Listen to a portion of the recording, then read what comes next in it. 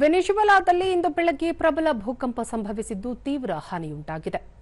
ಯುಮಾರೆ ಪಟ್ಟಣದಲ್ಲಿ 7.5 ತೀವ್ರತೆಯ ಪ್ರಬಲ ಕಂಪನ ಸಂಭವಿಸಿದೆ. ಸ್ಯಾನ್ ಫಿಲಿಪೆಯಲ್ಲಿ 7.2 ತೀವ್ರತೆಯ ಭೂಕಂಪ ದಾಖಲಾಗಿದೆ.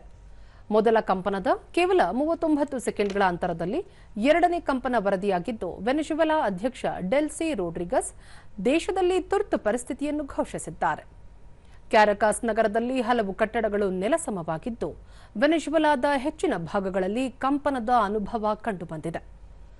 ದಕ್ಷಿಣ ಅಮೆರಿಕದ ಆಡಳಿತ ಈ ಭಾಗದ ನಾಗರಿಕರ ರಕ್ಷಣಾ ವ್ಯವಸ್ಥೆಗಳಿಗೆ ಒತ್ತು ನೀಡಿ ಅಗತ್ಯ ಪರಿಹಾರ ಕಾರ್ಯಗಳನ್ನು ಕೈಗೊಂಡಿದೆ. ಇದುವರೆಗೆ 164 ಜನರು ಸಾವಿಗೀಡಾಗಿದ್ದು, 900ಕ್ಕೂ ಅಧಿಕ ಮಂದಿ ಗಾಯಗೊಂಡಿದ್ದಾರೆ. ರಕ್ಷಣಾ ಕಾರ್ಯಾಚರಣೆ ಮುಂದುವರೆದಿದ್ದು, ಸಾವಿನ ಸಂಖ್ಯೆ ಹೆಚ್ಚಳವಾಗುವ ಸಾಧ್ಯತೆ ಇದೆ. भूकंप के झटकों से थर्रा उठा।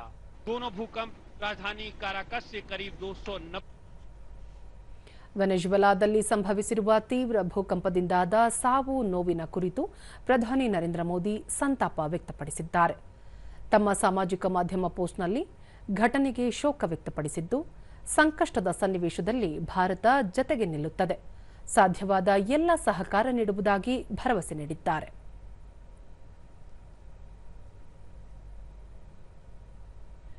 ಜಪಾನ್ನಲ್ಲೂ ಇಂದು ಬೆಳಗ್ಗೆ 7.2 ತೀವ್ರತೆಯ ಭೂಕಂಪ ಸಂಭವಿಸಿದೆ. ಜಪಾನ್ನ ಈಶಾನ್ಯ ಭಾಗದಲ್ಲಿ ಕಂಪನ ಸಂಭವಿಸಿದ್ದು, ಟೋಕಿಯೋ ಸೇರಿದಂತೆ ಹಲವು ಪ್ರಮುಖ ಸ್ಥಳಗಳಲ್ಲಿ ಕಂಪನದ ಅನುಭವ ಉಂಟಾಗಿದೆ.